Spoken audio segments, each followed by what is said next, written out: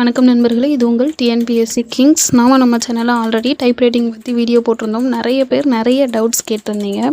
போட்டித் தேர்வுகளை பொறுத்த வரைக்கும் டைப்ரைட்டிங் சர்டிஃபிகேட் அப்படிங்கிறது இம்பார்ட்டண்டான ஒன்றா தான் இருக்குது. ஏன் அப்படின்னா, நம்ம மார்க் எடுத்துமே டைப்ரைட்டிங் சர்டிஃபிகேட் இல்லாமலாம் நிறைய பேருக்கு என்ன இருக்குது, வேலை கிடைக்காம 2 மார்க்கு 3 மார்க்கு 1 மார்க்லலாம் டைப்ரைட்டிங் சர்டிஃபிகேட் இல்லாததுனால வேலை இல்லாமல் போயிருக்கு. ஸோ அதனால் என்ன பண்ணுறீங்க, நிறைய பேர் வீட்டில் இருந்தோம் நீங்களாம் மேனுவலாக வீட்டில் இருந்துமே ப்ராக்டிஸ் பண்ணுறீங்க. நிறைய பேர் சென்டர் போயுமே ப்ராக்டிஸ் பண்ணுறாங்க. ஆனால் இன்னும் எக்ஸாமுக்கு 19 days தான் இருக்குது. ஆனால் இன்னும் எனக்கு ஸ்பீடு வரல, என்னால் 10 minutesல முடிக்க முடியல. வீட்டில் இருந்து அடிக்கிறவங்களும் என்ன சில பேர் கமெண்ட் பண்ணியிருந்தீங்க, எனக்கு இன்னும் 10 minutesக்குள்ளே ஸ்பீடு வரல மேம், நான் நெக்ஸ்ட் எக்ஸாமுக்கு அப்ளை பண்ணி அப்போ போட்டோமா அப்படின்னு கேட்டிருக்கீங்க. ஸோ சென்டருக்கு போகிறவங்களுமே நான் பார்க்குறவங்க என்ன சொல்கிறாங்க அப்படின்னா, சென்ட்ரலே சொல்கிறாங்க உனக்கு இன்னும் ஸ்பீடு வரல, நெக்ஸ்ட் எக்ஸாமுக்கு போய்க்கலாம், பாஸ் ஆக மாட்டேன் அப்படின்லாம் சொல்கிறாங்கலாம் நிறைய பேர் என்கிட்ட சொன்னீங்க. ஸோ அதெல்லாம் நீங்கள் என்ன பண்ணக்கூடாது, அதெல்லாம் நம்ம காதிலே வாங்கிக்கக்கூடாது. இந்த எக்ஸாமை மிஸ் பண்ணிவிட்டு நெக்ஸ்ட் எக்ஸாமில் போய் இப்போ நம்ம ஜூனியர் அடிக்கிறோன்னா திரும்பவும் சீனியர் முடிச்சு நம்ம சர்டிஃபிகேட் வாங்குறதுக்கு இன்னும் ஒரு 6 month, அது ஒரு 6 month அப்படின்னா அது மட்டும் போய்கிட்டே தான் இருக்கும். நாம் என்ன பண்ணணும் அப்படின்னா, நமக்கு ஸ்பீடு வரலையா அதை பற்றி நம்ம ஃபஸ்ட்டு கவலையே படக்கூடாது. நம்ம யோசிக்க வேண்டிய ஒரே ஒரு விஷயம் என்ன அப்படின்னா, நம்ம என்ன பண்ணணும், நமக்கு டைப்ரைட்டிங் சர்டிஃபிகேட் வேணும். ஸோ நம்மளோட கவனம் ஃபுல்லாக அதிலேயே தான் இருக்கணும். ஸோ நம்மளால் முடியும், நம்மளால் அடிக்க முடியும், ஸோ நம்மளால் முடியும்னு நினச்சா மட்டுமே போதும் என்ன பண்ணிட முடியும், நம்மளால் கண்டிப்பாக சர்டிஃபிகேட் வாங்க முடியும். இதுலேருந்து பின்வாங்கிடலாம், அடுத்த எக்ஸாமில் பார்த்துக்கலாம் அப்படிங்கிற எண்ணம் யாருக்குமே இருக்கவே கூடாது. ஸோ 10 minutesல ஸ்பீடு வரலையா நம்ம கவலையே படக்கூடாது. நமக்கு முக்கியம் ஸ்பீட் கிடையாது. 10 minutesல முடிக்க முடியல, கடைசியாக ஒரு லைன் இருக்குது என்னால் முடியல அப்படின்னா அதை பற்றி நீங்கள் கவலைப்பட வேண்டிய அவசியமே இல்லை. நமக்கு தேவை மிஸ்டேக் தான் இருக்கக்கூடாது. ஸோ மிஸ்டேக் இல்லாதபடி பார்த்து அடிக்க வேண்டியதான். 10 minutesல முடிக்க முடியல அப்படின்னு கவலைப்படாதீங்க. மிஸ்டேக் வராமல் பொறுமையாக அதுக்கு ஏற்றபடி அடிங்க. ஒரு லைன் விட்டுட்டேன் அப்படின்ட்டுலாம் வருத்தப்பட வேண்டாம். ஸோ அதனாலலாம் நம்ம கண்டிப்பாக ஃபெயில் ஆகிடவே மாட்டோம். ஸோ ஸ்பீடில் எப்படி மிஸ்டேக் குறைக்கலாம், சில பேர் என்ன பண்ணுவீங்க அப்படின்னா, ஸ்பீட் அடிக்கும்போது ஃபஸ்ட்டு என்ன பண்ணுவீங்க, நோட்டு பார்ப்பீங்க, ஸ்பீடு இருக்கிற பேப்பரை பார்ப்பீங்க, அந்த வேர்டு பார்த்துட்டு உடனே கீபோர்டு பார்த்து அடிக்கிறது, வேர்டு பார்க்குறது கீபோர்டு பார்க்குறது, இந்த மாதிரி மாற்றி பார்த்து மிஷினை பார்க்குறது புக்கை பார்க்குறது, அந்த மாதிரி மாற்றி பார்த்து அடிக்கவே கூடாது. ஃபஸ்ட்டு நீங்கள் எடுத்தவொடனே ASDF அதில் கையை செட் பண்ணிடுறீங்களா, அதிலேருந்து கடைசி வரைக்கும் நம்ம ஸ்பீடை அடித்து முடிக்கிற வரைக்கும் என்ன பண்ணக்கூடாது, கையை எடுக்கவே கூடாது. ஸோ இது ஒரு மெத்தட். ஃபஸ்ட்டு இதை கண்டிப்பாக ஞாபகம் வச்சணும். தமிழாக இருந்தாலும் சரி, இங்கிலீஷாக இருந்தாலும் சரி, நம்ம மிஷினில் கையை ஒன் டைம் செட் பண்ணிட்டோம் அப்படின்னா ஸ்பீடை அடித்து முடிக்கிற வரைக்கும் என்ன பண்ணக்கூடாது, கையை எடுக்கவே கூடாது. இன்னொரு விஷயம் என்ன அப்படின்னா, எல்லோரும் என்ன பண்ணுவீங்க, வேர்டிங்காக படித்து சில பேர் ஸ்பீட் அடிப்பாங்க. அந்த மாதிரி வேர்டிங்காக படித்தா என்ன பண்ணக்கூடாது, ஸ்பீட் அடிக்கவே கூடாது. இப்போ அண்டு அப்படி இருக்குன்னா அண்டுன்னு படிச்சுட்டு ஸ்பீட் அடிக்கக்கூடாது.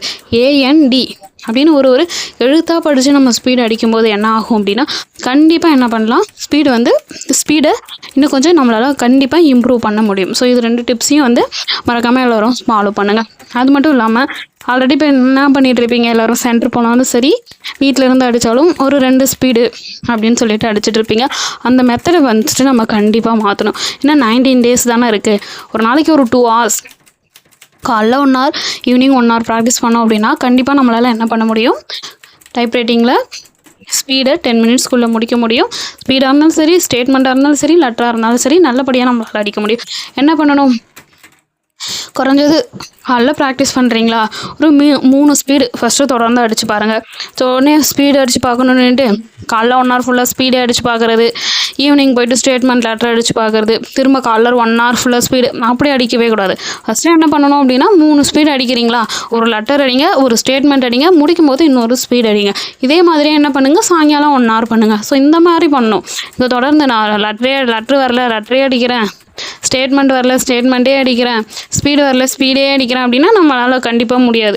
அதுவே ஒரு ஸ்ட்ரெஸ் மாதிரி ஆகிட்டு நம்மளால் ஒழுங்காக அடிக்க முடியாமல் போய்டும். ஓகேவா, முதல்ல 3 ஸ்பீடு அடிங்க, ஸ்டேட்மெண்ட் அடிங்க, லெட்டர் அடிங்க, அடுத்து திரும்பவும் ஒரு ஸ்பீடு அடிச்சுட்டு அதை முடிச்சுடுங்க. திரும்பவும் ஈவினிங் அந்த மாதிரி பண்ணுங்கள். ஏன்னா இன்னும் 19 days தானே இருக்குது. நான் சொல்கிறத ஃபாலோ பண்ணிங்க அப்படின்னா கண்டிப்பாக நம்மளால் என்ன பண்ண முடியும், 10 minutesக்குள்ளே முடிச்சிட முடியும். நல்லபடியாக நம்மளாலே என்ன பண்ண முடியும், டைப்ரைட்டிங் சர்டிஃபிகேட் வாங்க முடியும். அப்புறம் இன்னொரு விஷயம் இருக்குது, நம்ம அங்கே போய் எக்ஸாம் எழுதுறப்போ ஸ்பீடு ஸ்டார்ட் பண்ணதும் விசில் அடிச்சிருவாங்க. நம்ம மாட்டும் பதட்டத்தில் கை எங்கே வச்சுருக்கோன்னு தெரியாமே அடிக்கக்கூடாது. ஸோ இந்த விஷயம் எல்லாருமே என்ன பண்ணுங்கள், கண்டிப்பாக ஒன்று ஞாபகம் வச்சுக்கோங்க. என்ன பண்ணணும், அவங்க விசில் அடிக்கிறாங்களா, 1 second அவங்க அடித்து முடித்ததும் அவங்க அப்படியே அடித்த உடனே பதட்டத்தில் நம்ம மாட்டு கையை எங்கே வச்சுருக்கோன்னு தெரியாமல் அப்படியே பார்த்துட்டு வேகமாக அடிக்கக்கூடாது. அவங்க விசில் அடிக்கிறாங்களா, அந்த ஒரு செகண்ட் கேப் விட்டுட்டு ஸ்டார்ட் பண்ணோம் அப்படின்னா நம்மக்கிட்ட அந்த பதட்டமே இருக்காது. ஓகேவா?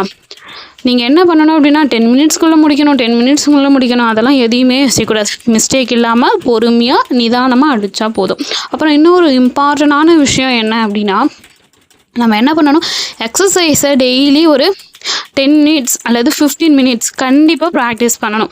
ஸ்பீட் அடிக்க போகிறதுக்கு முன்னாடி கன்ஃபார்மாக ஒரு 10 மினிட்ஸ் என்ன பண்ணணும், டெய்லி எக்ஸசைஸ் ப்ராக்டிஸ் பண்ணாலே போதும். ஆட்டோமேட்டிக்காக என்ன பண்ணுறோம், உங்களுக்கு டைம்குள்ளே 10 மினிட்ஸ்க்குள்ளே தமிழாக இருந்தாலும் சரி, இங்கிலீஷாக இருந்தாலும் சரி, கண்டிப்பாக அடித்து முடிச்சிட முடியும். ஓகேவா? ஸோ நான் சொன்ன எல்லாத்தையும் நீங்கள் ஃபாலோ பண்ணாலே போதும். 19 டேஸில் நம்மளால் கண்டிப்பாக இந்த எக்ஸாமில் பாஸ் பண்ண முடியும். யாரும் இந்த எக்ஸாமுக்கு என்னால் ஸ்பீடு வரல அப்படின்னு சொல்லிட்டு போயிட்டு அடிக்காமல் இருக்காதீங்க. டெய்லி என்ன பண்ணுங்கள், எக்ஸசைஸை மறக்காமல் ப்ராக்டிஸ் பண்ணுங்கள். ஏன்னா அதில் தான் இருக்குது, எக்ஸசைஸ் ப்ராக்டிஸ் பண்ணுறதுல தான் இருக்குது. அப்புறம் நம்மளால் முடியும் அப்படின்னு நினச்சி எல்லாருமே போய் நல்லபடியாக பண்ணுங்கள். நன்றி, வணக்கம்.